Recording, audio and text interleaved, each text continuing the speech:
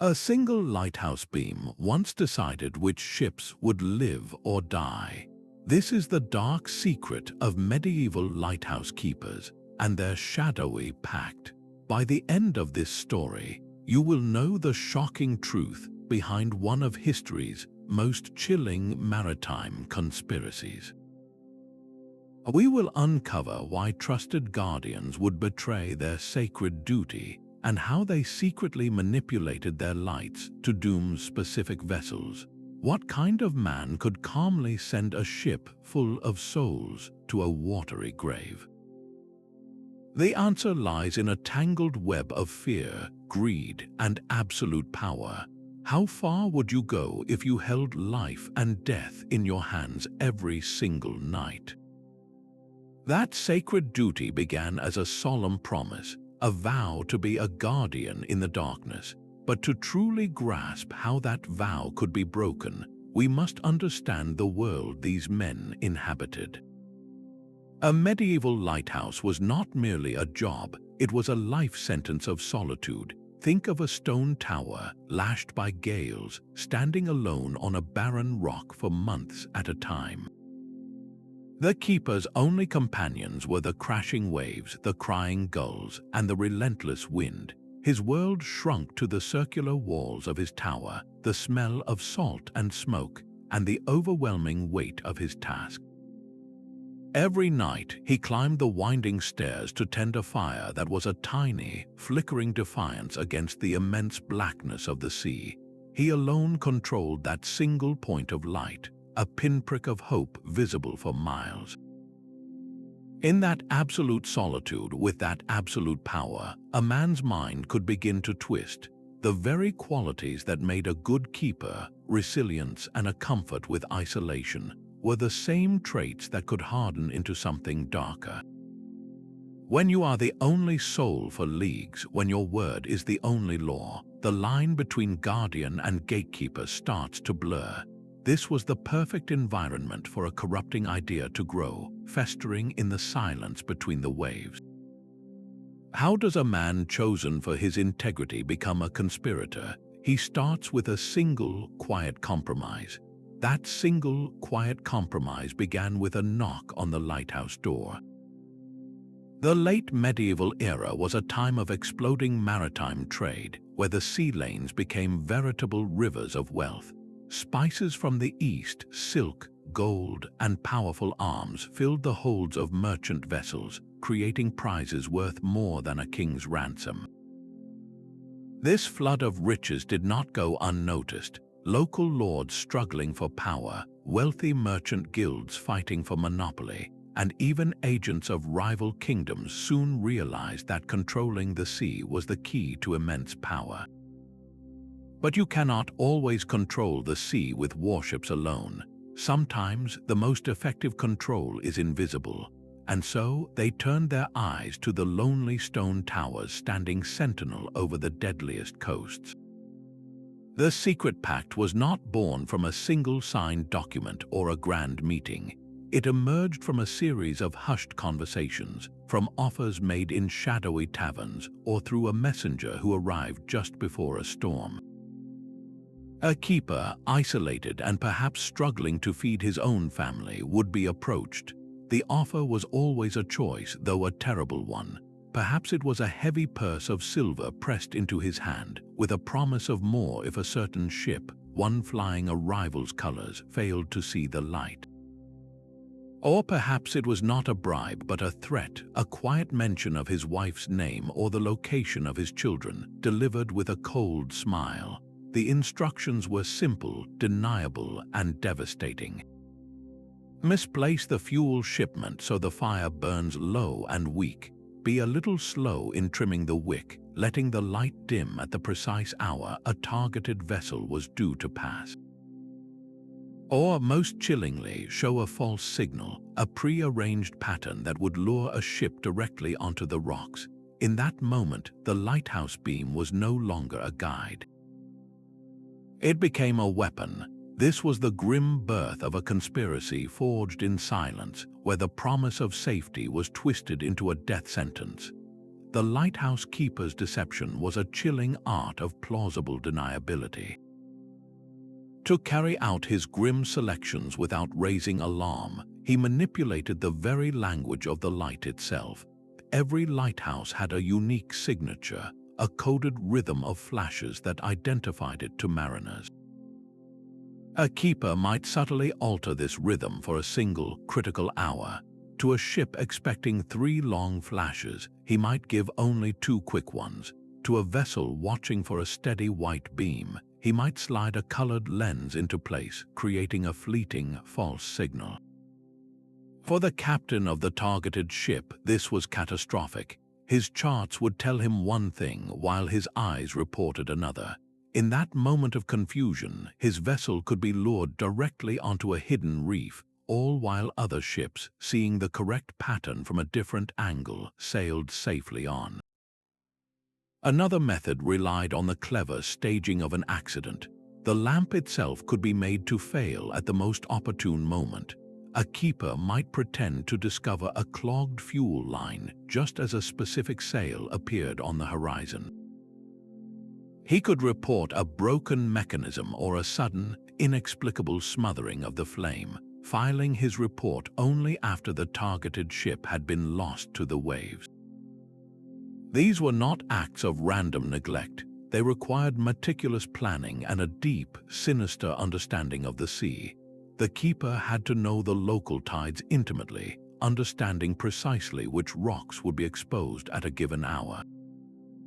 He studied weather patterns and ship schedules, waiting for the perfect storm of conditions to make a sinking look like a tragic mishap. The lighthouse, a symbol of safety, was thus twisted into a precision instrument of sabotage, all while its keeper maintained the solemn facade of a dutiful public servant. How many shipwrecks officially recorded as navigational errors were in fact cold, calculated murders? The choice to betray the light was not always born from greed. For many keepers, the Pact was a chain forged from terror. Picture a keeper receiving a midnight visitor, not with a purse of silver, but with a cold, deliberate message. The threat was rarely shouted. It was a quiet mention of his daughter's name, the specific path she took to fetch water each morning, or a casual observation about how flimsy the lock was on his family's cottage door. In an era where a local baron or a powerful merchant guild acted as law, a keeper's family living in a coastal village was utterly defenseless. His sacred duty, performed in lonely isolation, suddenly became the very thing that endangered everyone he loved.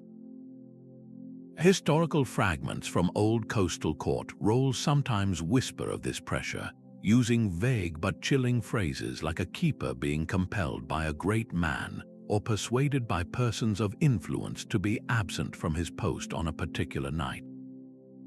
This was the most horrific form of the Pact. A man sworn to save lives was forced to take them not for profit but out of sheer, paralyzing fear for his own family. He stood in his tower, the wind howling around him, and knew that the light he extinguished that night was the price of his child's safety. His moral compass was shattered by a threat he could not fight.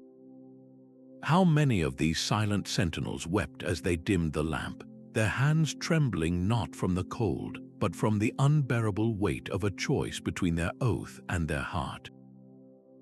This coercion reveals the darkest strand of the conspiracy, where the lighthouse keeper became a prisoner in his own tower, a pawn in a cruel game played by the powerful. For some keepers, the isolation did not breed fear, but a deep and resentful greed. While they lived in stark simplicity, tending their flame for a modest wage, they watched the ships pass by, their holds bursting with silks, spices, and treasures beyond a keeper's wildest dreams. That constant, taunting parade of wealth just out of reach could curdle a man's soul. The Pact for these men was not a chain of coercion but a golden key, offered by smugglers or rival merchants who needed a certain vessel to disappear. A single, well-timed act of betrayal could fill a keeper's hidden chest with more silver than he would earn in a lifetime of honest labor.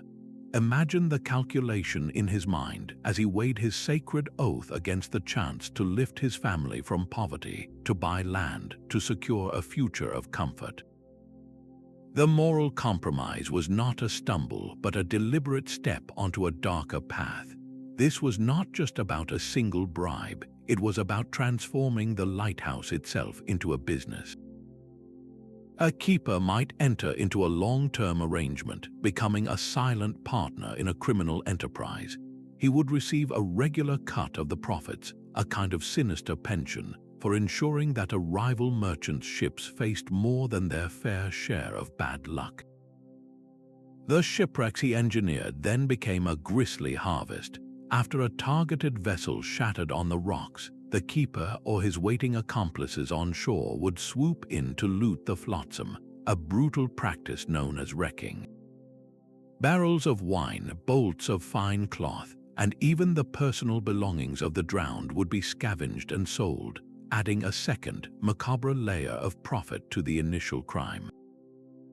The guiding light, once a symbol of hope, was now a predatory lure, and its keeper had transformed from a guardian of the sea into a profiteer of its tragedies. How many fortunes, built on legitimate trade in distant cities, were secretly founded on the treachery of a single man in a lonely tower? This conspiracy stretched far beyond the solitary lighthouse keeper in his tower. For the Pact to function, it required a sophisticated network onshore, a web of complicity that entangled entire coastal communities. Corrupt port officials were the first vital link, providing the conspirators with priceless intelligence like ship manifests and precise sailing schedules. This told them not only which vessel to target, but exactly when it would approach the deadly coast. Local fishermen who knew the waters better than anyone often acted as lookouts and messengers. They would identify the target ship by its unique sails and send a prearranged signal back to shore.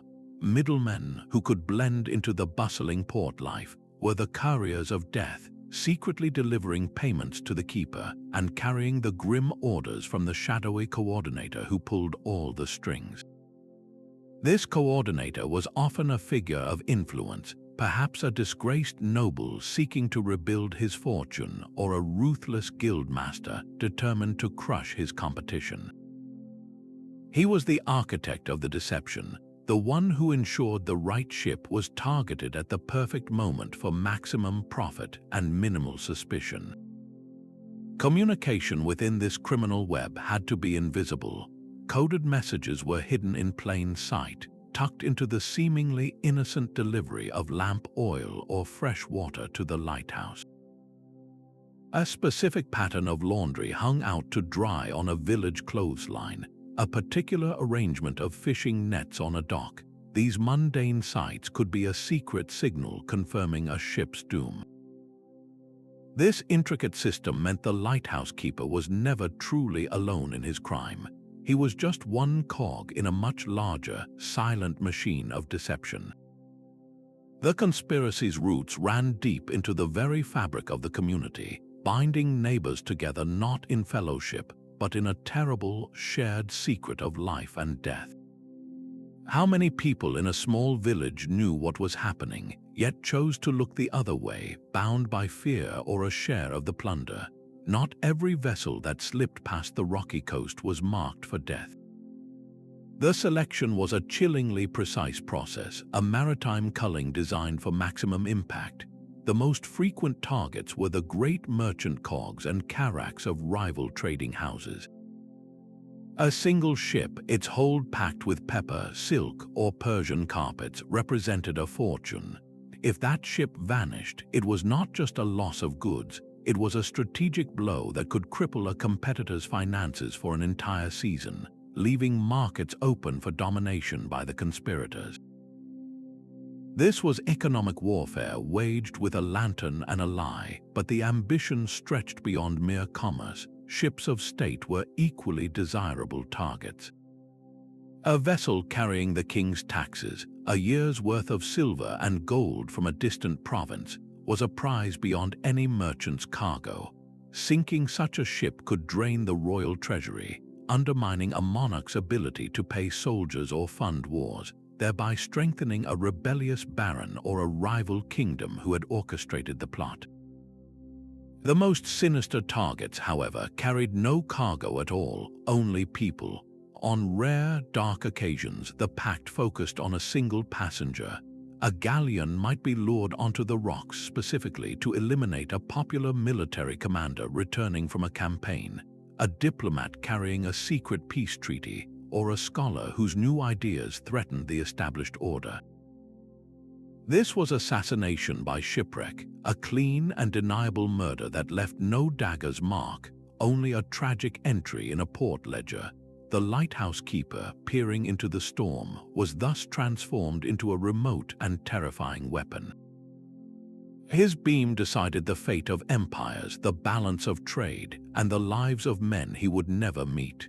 This was not the random cruelty of a madman. It was the cold, calculated application of power, where the natural peril of the sea was harnessed to serve the ambitions of men on land. How many historical events, a lost war or a collapsed trade route, trace their origins back to a single, treacherous flicker of light in a distant tower? The fate of the merchant galley Sea Serpent offers a chilling glimpse of this conspiracy at work. In the autumn of 1347, this vessel was navigating the treacherous coast of Cornwall, its hold packed with a king's ransom of Flemish wool. This cargo was not just valuable, it was the lifeblood of the local cloth trade, and its safe arrival was critical. Yet on the very night the Sea Serpent was due to round the headland, something went terribly wrong. Witnesses from a nearby village later reported that the great lighthouse fire, usually a steady beacon, burned fitfully and low, as if struggling for breath against the wind. The ship, deprived of its one reliable guide in the darkness, was driven onto the rocks and shattered. There were no survivors. The official inquiry that followed was swift and quiet. The lighthouse keeper, a man named Thomas, was removed from his post. The official rolls recorded his dismissal as due to failing health, a common and convenient excuse. But the whispers in the coastal taverns told a far darker story. Local folklore persists to this day, speaking of a secret agreement between the keeper and a powerful rival merchant family. This family stood to gain enormously if the Sea Serpent's cargo never reached port. With that specific wool shipment destroyed, they could create an artificial shortage, sending prices for their own stockpile soaring. The keeper's reward for a single night of calculated negligence was said to be enough gold to buy a small estate. We may never find a signed confession that proves this pact beyond all doubt. The truth is often buried in unmarked graves and lost ledgers, yet the pieces of this puzzle fit together with an unsettling neatness. A perfectly timed lighthouse failure, a cargo of immense strategic value, a keeper's mysterious and sudden retirement, and a rival merchant house that grew inexplicably wealthy in the aftermath. This is not the stuff of random tragedy. It is the ghost story of a real economic murder, a blueprint for how a solitary man with a lantern could be used to steer the fate of an entire region's economy. How many other sunken ships, remembered only as navigational errors, share this same grim and silent history? This absolute silence was the Pact's most powerful shield. A keeper who accepted the gold or bowed to the threats entered a world governed by a brutal code of Omerta. To break this code was to sign your own death warrant, and more terrifyingly, a death sentence for everyone you loved. The powerful men who orchestrated these schemes had long reach and sharp knives. A single whispered confession in a tavern would be met with fire, a midnight raid on a remote cottage, and a family erased from memory. This was not an abstract fear, it was a visceral and constant dread that kept men compliant in their towers season after season. But the enforcement was not solely based on terror. A strange and twisted camaraderie also bound these men together. They shared a horrific secret, a burden that ordinary people could never comprehend. This created a perverse fellowship among the conspirators, a dependency forged in shared guilt and mutual blackmail. They were bound together not by loyalty, but by the collective weight of the lives they had ended. This is precisely why we have no first-hand confessions, no dusty journals discovered in an attic that detail the conspiracy in a keeper's own hand. Any man who felt his conscience stirring, who considered unburdening his soul to a priest or a magistrate, knew the consequence would be swift and absolute. He would be silenced long before his words could ever reach an official record. This impenetrable wall of silence is the very reason the Lighthouse Pact remains one of history's most elusive ghosts. Without a direct account, historians are left to piece together the truth from scattered fragments: a strange dismissal in a court roll, a persistent local legend, a shipwreck that defies all logical explanation. The conspiracy was designed to leave no witnesses, only whispers. How do you prove a crime when the only evidence is the profound absence of a light in the darkness? The very simplicity of the lighthouse mechanism was a double-edged sword for the conspirators. In an age before electricity or automated systems, these towers relied on open coal fires or primitive oil lamps, their light amplified by a complex arrangement of polished metal mirrors and heavy glass lenses. This entire apparatus was fragile, temperamental, and utterly dependent on the keeper's constant, skilled attention. A sudden gust of wind down the flue could snuff out the flame in an instant. A thick layer of sea spray could coat a lens, turning the brilliant beacon into a dim, useless glow. These were not rare occurrences, they were expected hazards of the role. For a keeper in the Pact, this technological reality was a perfect shield. He could report any one of these common mishaps with complete plausibility, and no one could prove otherwise. There were no automated logs tracking the flame's intensity, no remote sensors monitoring the weather on the headland. The only record of what happened during a stormy watch was the keeper's own testimony, a story he could craft with care. This inherent vulnerability in the system was the conspiracy's greatest asset, turning the lighthouse's own design into a tool for betrayal. Yet this same simplicity also created a dangerous tightrope. A keeper who was too clumsy in his sabotage, who let the light fail for too long or during a period of clear weather when many ships were passing, could raise dangerous questions. The most successful conspirators were not merely saboteurs, they were masters of their craft. They understood the idiosyncrasies of their flame and lenses so intimately that they could orchestrate a failure with the precision of a musician playing a somber note. They knew exactly how to adjust a draft to make a fire gutter without dying completely, or just when a thin film of grease on a mirror would cause the most critical dimming. Their deep knowledge, meant to ensure safety, was perverted into a skill for creating perfectly timed, perfectly deniable disasters. In their hands, a simple downdraft became a murder weapon, and a clouded lens was transformed into a deliberate lie, all while they maintained the solemn facade of a dedicated public servant fighting a losing battle against the elements. How many investigations into maritime tragedies were closed with a simple, unsatisfying verdict of equipment failure, when the real failure was a human heart, hidden behind a masterful understanding of a flawed machine? The lighthouse keeper's treachery reached far beyond the rocky coastline, its invisible hand quietly reshaping the markets of distant cities. When a ship laden with pepper or silk was deliberately lost, the cargo did not simply vanish, it created a void. In the port where that ship was expected, the sudden shortage of its goods sent prices soaring. A merchant guild that had orchestrated the sinking could then sell its own stockpiles at an enormous profit, having engineered the scarcity themselves. This was not free trade, it was economic warfare waged with a darkened lantern. A single, prosperous merchant house, its flagship vessel lost to a mysterious navigational error, could find itself bankrupt within a season, its hard-won trade route suddenly open for a rival to seize. The very foundation of commerce, which relies on predictable risks, was poisoned by this hidden variable. The earliest forms of marine insurance responded directly to this shadowy threat. In ports whispered to be under the Pact's influence, premiums for a voyage would inexplicably double.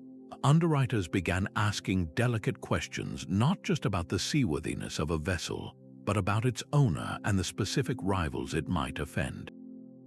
The natural perils of wind and wave were now compounded by a new, unquantifiable risk of human sabotage. This silent economic pressure distorted entire regions, funneling wealth and power away from honest merchants and toward the conspirators who manipulated the light. The keeper in his lonely tower, therefore, was not just a murderer of men. With a simple adjustment to his flame, he could trigger a chain reaction that toppled fortunes, inflated the cost of a bag of spice for a common family, and redirected the flow of history itself.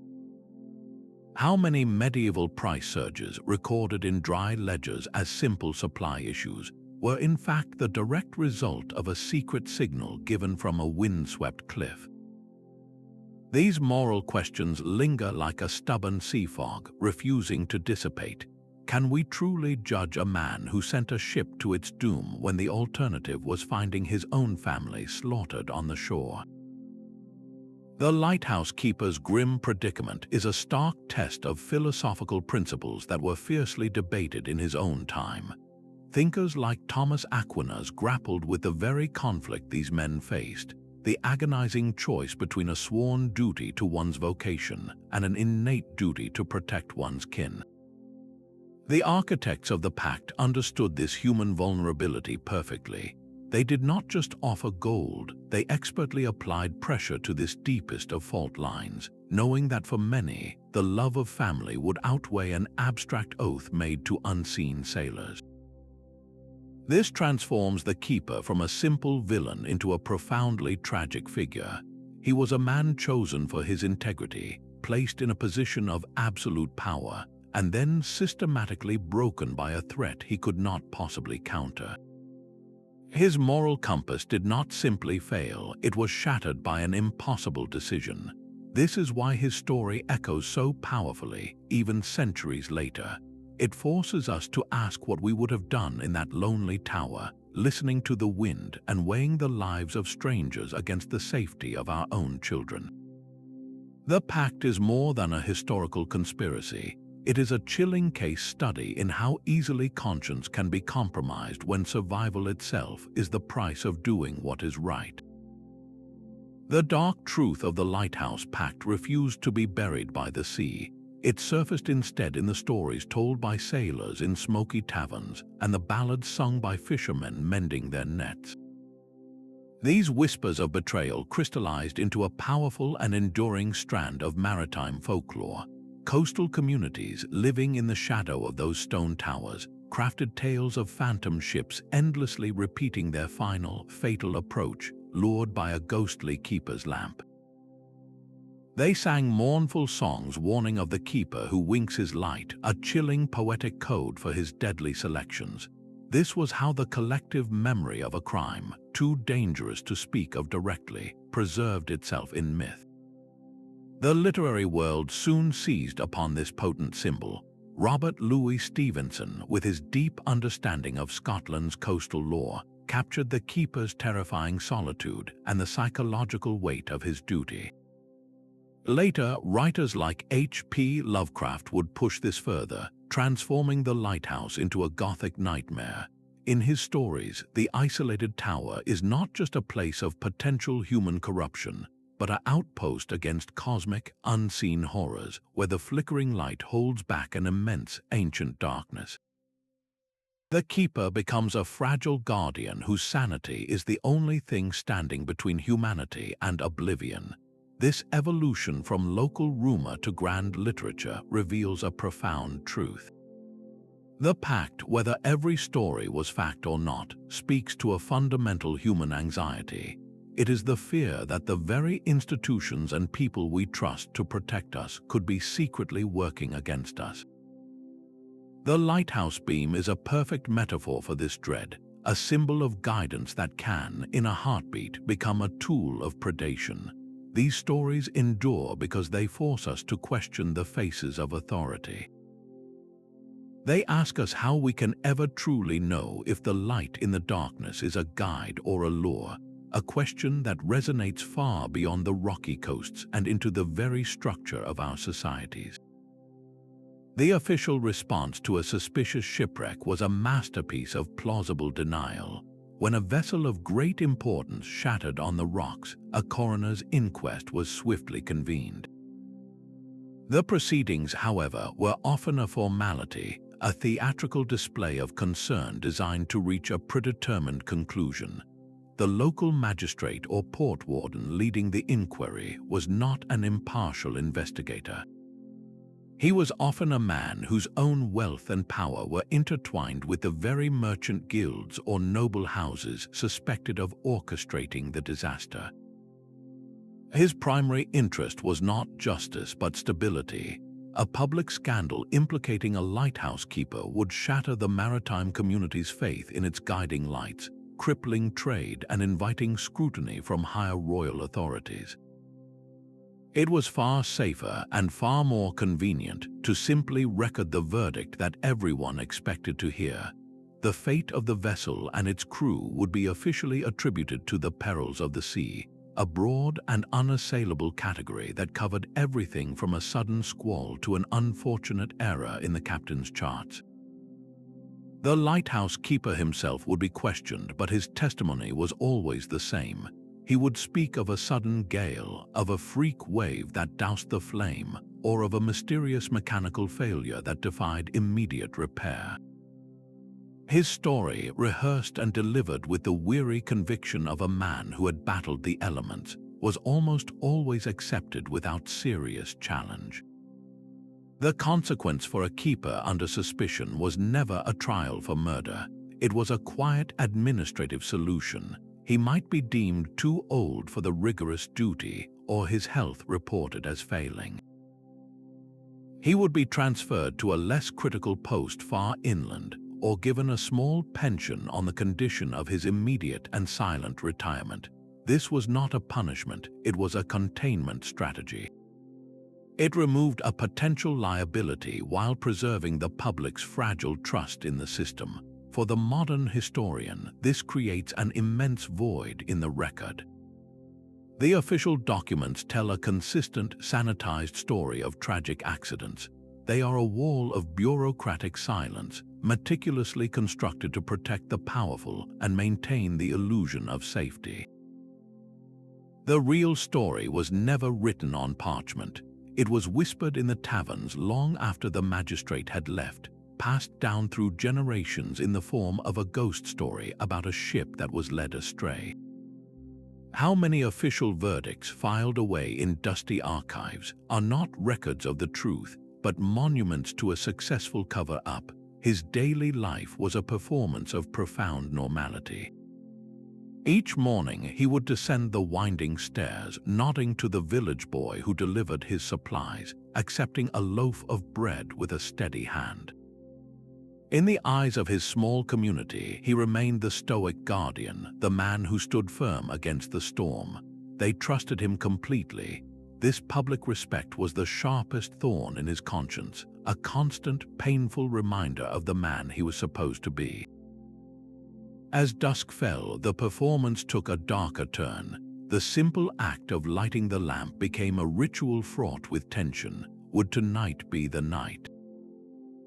His eyes would constantly scan the horizon, not for storms but for a specific set of sails. When the signal came, a cold dread would settle in his stomach.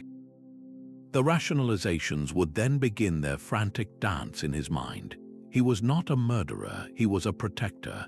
That gold secured his daughter's future, saving her from a life of hardship. The merchant who owned that vessel was a known usurer, a cruel man who exploited the poor. His cargo was likely ill-gotten to begin with. These were the fragile lies he built around his heart, a desperate fortress against the coming horror. But no lie could block out the sound. On the chosen night, he would stand at his post, watching the distant speck of the ship. Then came the sickening crunch of timber meeting stone, a sound that carried over the waves even when the sight was swallowed by darkness. It was often followed by a silence more terrible than any noise, a void where the ship had been. But on a bad night, the wind would bring echoes, the faint, desperate cries of men fighting a losing battle with the sea. Those were the sounds that would never leave him. They echoed in the howling of the wind around his tower and in the rhythmic crash of the waves below, a ghostly choir forever condemning him. His isolation, once a simple fact of his profession, transformed into a torturous confinement. He was a prisoner in a cell of his own making, the stone walls seeming to absorb his guilt and radiate it back at him. He could not seek the solace of confession, for to speak the sin would be to invite a terrible vengeance upon his family. He could not share his burden with his wife, for his fear for her safety was the very reason he carried this weight. He was utterly, completely alone with the knowledge of what he had done. The flickering of his lamp, his life's work, became a cruel mockery. Every time it flared bright, guiding a ship to safety, it was a testament to the duty he still upheld. And every time it guttered or dimmed, whether by nature or by his own treacherous hand, it was a reminder of the lives it had betrayed. He was a living ghost, a man forever split in two, his public face a mask of integrity and his private soul screaming in the silence. Yet the most chilling keepers were those who slept with clear consciences. For a rare few, the Pact was not a compromise but a crusade. Their motivation sprang not from a heavy purse or a whispered threat, but from a fire in their own hearts, a fierce loyalty to a lost king, a forbidden religious sect, or a nascent nationalist dream. These men looked out from their towers and did not see merchant ships. They saw enemy supply lines, floating strongholds of a regime they despised, or vessels carrying heretical texts that threatened their faith. In their minds, extinguishing the light was not an act of betrayal. It was a strategic strike, a vital service rendered in a secret war. This ideological fervor transformed them from reluctant conspirators into the Pact's most dangerous and unwavering agents. A keeper loyal to a deposed royal house might watch for a galleon carrying the new king's tax revenues. Sinking that ship was not murder, it was a blow for the legitimate crown, a way to drain the usurper's treasury from his lonely outpost. Another, devoted to a particular religious order persecuted by the state, could deem a ship carrying its inquisitors as a worthy target, a divine act of protection for his brethren. These men required no payment and bowed to no coercion. Their reward was the quiet satisfaction of serving a cause greater than themselves. This twisted sense of duty made them meticulous and utterly ruthless. They studied tidal charts and ship manifests with the dedication of a general planning a campaign, waiting patiently for the perfect moment to act. Because they believed they were right, they felt no guilt, only a grim necessity. Their presence in the conspiracy added a layer of fanaticism that greed or fear could never replicate. It reveals the ultimate perversion of the Lighthouse's purpose. This universal symbol of safe harbor for all souls, regardless of flag or faith, was weaponized into a tool for sectarian hatred and nationalist ambition. The beam meant to guide every sailor home was now selectively darkened to serve one faction's vision of the world, proving that no institution is safe from the corruption of absolute belief. The perfect storm was the conspirators' greatest ally. A gale force wind and a churning sea provided the ideal natural theater for their treachery. When a ship was already fighting for its life against towering waves and blinding rain, the sudden, inexplicable failure of the lighthouse beacon became just one more catastrophic element in a cascade of disasters. The exhausted captain, his hands raw from gripping the wheel, could not be certain if he had misjudged the light's position or if it had genuinely faltered. His crew, battling to reef sails and bail water, would have no time to question the darkness that suddenly enveloped them. The conspiracy was designed to operate in this precise window of chaos. A keeper could dim his lamp with the confidence that the howling wind would drown out the sound of splintering timber, and the raging sea would swiftly erase all evidence of the crime. The official inquiry, held days later in a calm port, would hear only one logical story. The keeper would report that a ferocious squall had slammed into the tower, that sea spray had continuously smothered the flame despite his best efforts, or that a sudden downdraft had filled the lantern room with smoke. His account was always one of a desperate, losing battle against nature's fury, a tale that every sailor and magistrate could understand and accept.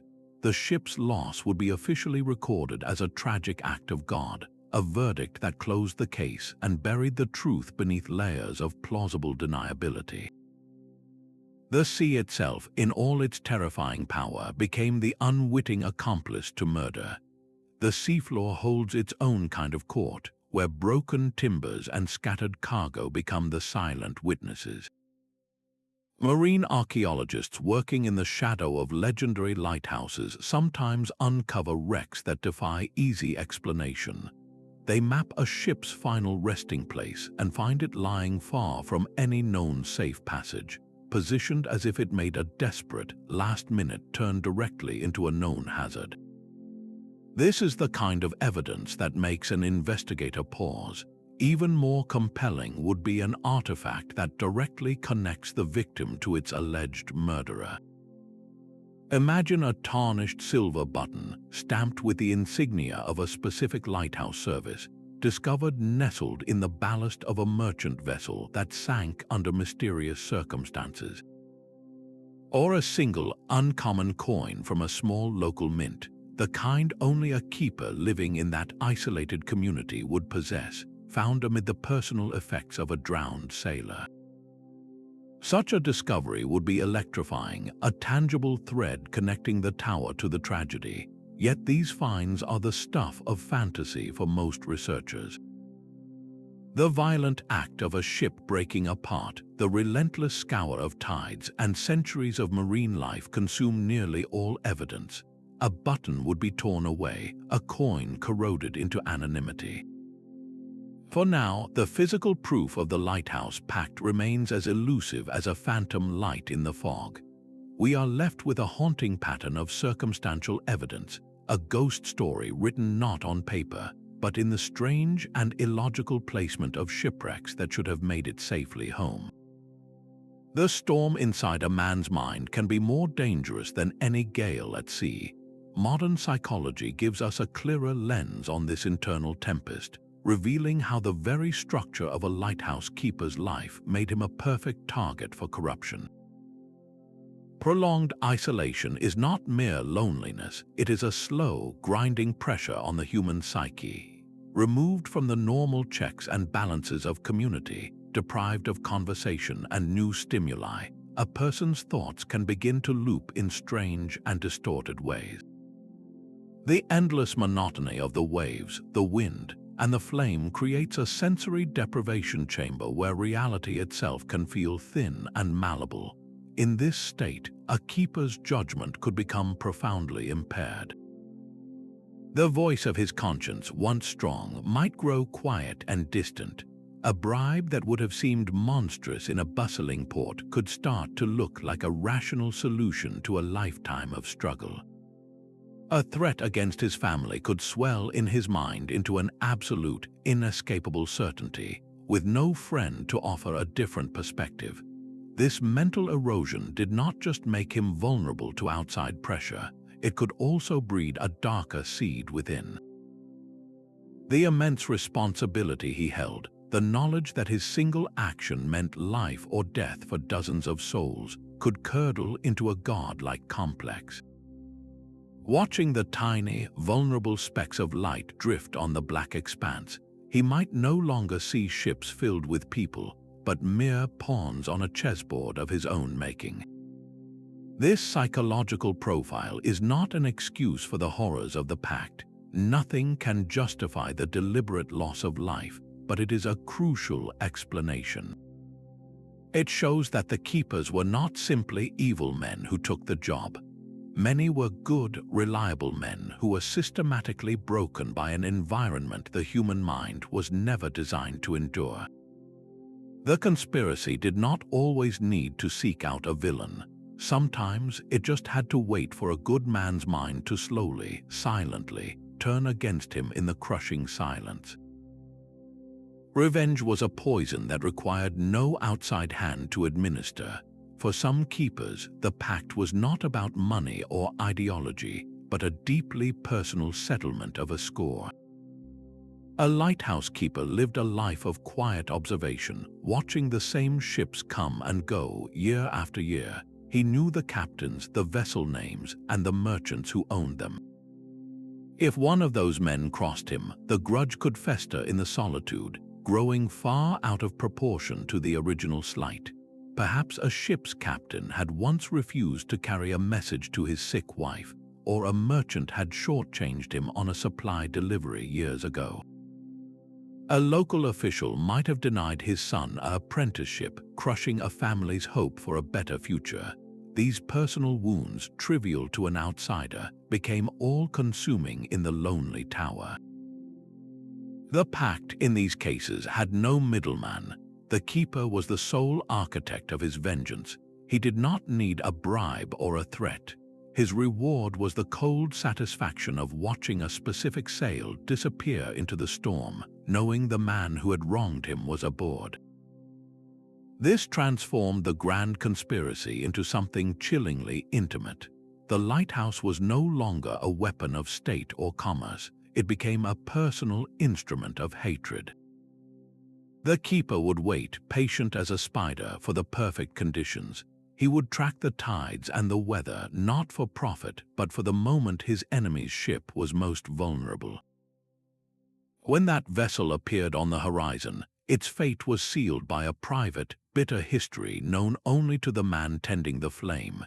He could then carry out his act with cold precision, dimming the light or showing a false signal, and then stand back to witness the consequences of a quarrel that began over a few coins or a perceived insult. This is perhaps the most disturbing corruption of all. It reveals how the immense life and death power of the role could be twisted to serve the pettiest of human emotions. The guiding light of the coast became the final candle in a personal vendetta, proving that no amount of responsibility can armor a human heart against the slow-burning desire for payback. That lingering fear of a darkened tower could not be ignored forever. The whispers of the Pact, whether proven in court or not, created a deep and abiding suspicion within the maritime world. Ship owners and merchants, the very people whose fortunes depended on safe passage, began to demand more than just the word of a single, isolated man. They pushed for systems that could not be so easily manipulated by greed or fear. This pressure, born from the ghost stories of betrayal, became a powerful engine for change. The first major innovation was the move toward automation in the lighthouse lamp itself. Engineers developed clockwork mechanisms that could rotate the lenses with a steady, predictable rhythm, eliminating a keeper's ability to subtly alter the light's signature flash. The old open coal fires were replaced by more complex oil-burning systems with multiple wicks and fail-safes, making it much harder for a keeper to stage a plausible accident. A dimmed light was no longer just a matter of a clogged fuel line. It was a mechanical failure that would be evident to anyone inspecting the apparatus. Alongside these technological leaps came a new layer of human oversight. Governments established official lighthouse inspectorates.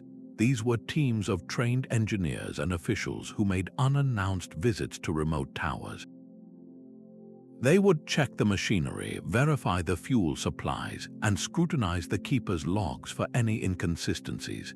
The keeper was no longer a solitary king in his castle. He was an employee accountable to a larger, watchful organization. This bureaucratic system was designed specifically to break the chains of isolation that had allowed the Pact to fester. The final step in this evolution moved the guidance away from the shore entirely.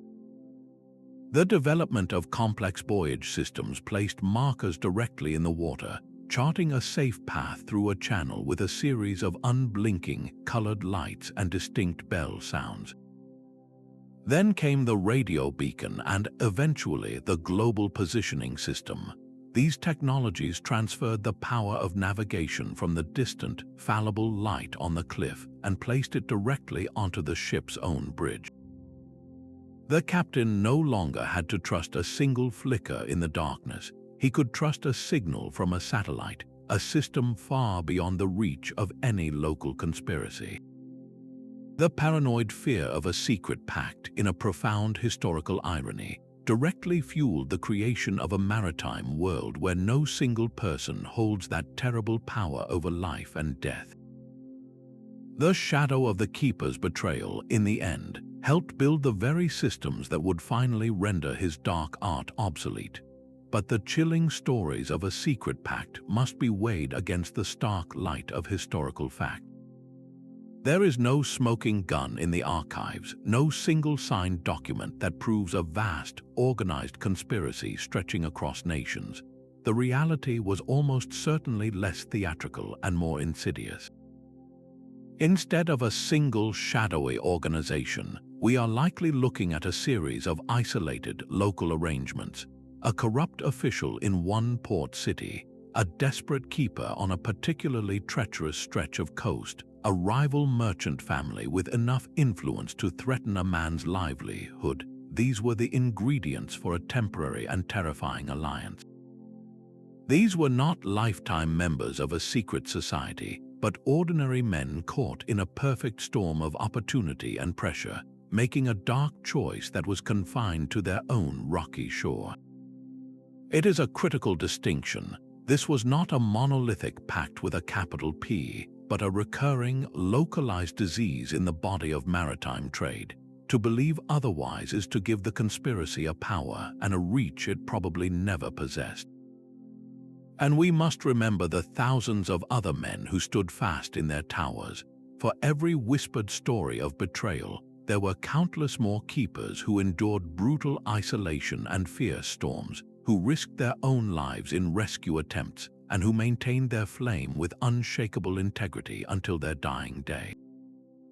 These men were the true norm, the silent, honorable backbone of a system that, for the most part, worked as intended. To paint every keeper with the brush of suspicion is a profound historical injustice. The sea itself remains the greatest culprit in most maritime tragedies. A sudden rogue wave, an unexpected shift in the sandbars, a navigational error made in exhaustion. The ocean has a nearly infinite number of ways to claim a ship without any human assistance. The legend of the malicious keeper provides a satisfying human villain for a tragedy that might otherwise be a random, senseless act of nature. It is far easier to blame a man with a lantern than to accept the terrifying indifference of the deep. Recognizing this complex truth does not make the stories of the Pact any less compelling. Instead, it grounds them in a more terrifying reality. The real horror is not a global cabal, but the knowledge that, in specific times and places, the trust we place in our guardians could be broken by the most human of failings: greed, fear, or a twisted sense of duty. The fear of a corrupted guardian echoes far beyond the windswept coasts of medieval Europe. Across the globe and throughout history, similar stories of trusted sentinels betraying their posts for private gain emerge from the shadows. Along the treacherous, silt-laden rivers of ancient China, Folklore tells of official guardians tasked with maintaining warning bells near hidden shoals. For a bribe, a guardian might deliberately neglect his duty, allowing the bell to fall silent just before a rival merchant's vessel attempted the passage, leading it to a muddy grave. In the bustling strategic waters of the Ottoman Empire, whispers clung to certain fortress commanders overlooking vital straits. A heavy purse of gold could allegedly persuade a guard to look the other way, permitting a single, unflagged ship to slip past the cannons under cover of darkness. This recurring motif is more than a coincidence. It taps into a profound and universal human anxiety. We must be able to trust the systems that protect us. The true terror of the Lighthouse Pact lies not in its medieval setting, but in its timeless theme, the chilling possibility that the person we rely on for our survival might answer to a different secret master. Whether it is a bell ringer on a Chinese river, a sentry in an Ottoman tower, or a keeper in his lonely lighthouse, the core drama remains the same. It is the eternal conflict between a sacred public trust and the relentless pull of private temptation, a battle fought not on grand battlefields, but in the quiet, solitary hearts of those we appoint as our guardians. This ethical dilemma forces the historian to walk a very fine line. On one side lies the sila of outright dismissal, where we discard every persistent rumor as mere fantasy. On the other churns the Charybdis of uncritical acceptance, where we treat every ghost story as a proven event. The historian's duty is not to pick a side, but to navigate the treacherous channel between them. Their task is to acknowledge that these stories of a lighthouse pact, whether literally true in every case or not, were a powerful part of the medieval maritime world. The whispers in a Cornish tavern, the ballad sung by a Breton fisherman, these narratives shaped how people perceived the coast and the powers that governed it. They reflected a deep-seated fear that the systems meant to protect them were vulnerable to corruption, so the responsible historian does not simply hunt for a signed confession. Instead, they meticulously sift through fragmented court records, looking for a keeper's unusual dismissal that coincides with a wealthy merchant's bankruptcy. They cross-reference ship logs with weather reports, searching for a wreck that occurred on a night the official record claims was clear. They read between the lines of personal letters, searching for a nervous mention of a great man's influence over a headland. Every piece of evidence is presented with a clear label, a constant acknowledgement of the gaps in the record. This is not about proving the conspiracy beyond a reasonable doubt in a modern court. The goal is to understand why this particular story, of all possible stories, held such power and persisted for so long. What does the enduring legend of the treacherous keeper reveal about the anxieties of ordinary people, about their distrust of distant authorities, and about the very real, shadowy power structures that controlled their lives and livelihoods? The Pact's greatest historical value may not lie in its factual truth, but in the profound truth of the fear it represents. As the storm of our investigation subsides, we are left with a complex and haunting legacy. The enduring mystery of the Lighthouse Keepers Pact is not merely a question of historical fact, but a profound exploration of human nature itself. We have navigated through tales of greed that turned a guiding beam into a predatory lure, of fear that shattered a man's conscience to protect his family, and of a twisted sense of duty that justified murder for a cause. This story reveals how the immense power of a single, isolated individual could be harnessed by the ruthless forces of economics and politics, turning a universal symbol of safe harbor into a selective instrument of doom. The true chilling effect of this legend is its timeless relevance. It forces us to question the very foundations of trust we place in our institutions and the people who operate them. How can we ever be entirely sure that the systems designed for our protection are not, in some hidden way, being manipulated against us? The lighthouse stands as a perfect metaphor for this anxiety, a solitary sentinel whose true allegiance we can never fully verify from the safety of the shore. While we may never uncover a signed confession that proves the pact beyond all doubt, its power endures not in dusty archives, but in the uncomfortable questions it forces us to ask about ourselves. It reminds us that the capacity for both profound integrity and devastating corruption exists within everyone, and that the line between a guardian and an executioner is frighteningly thin.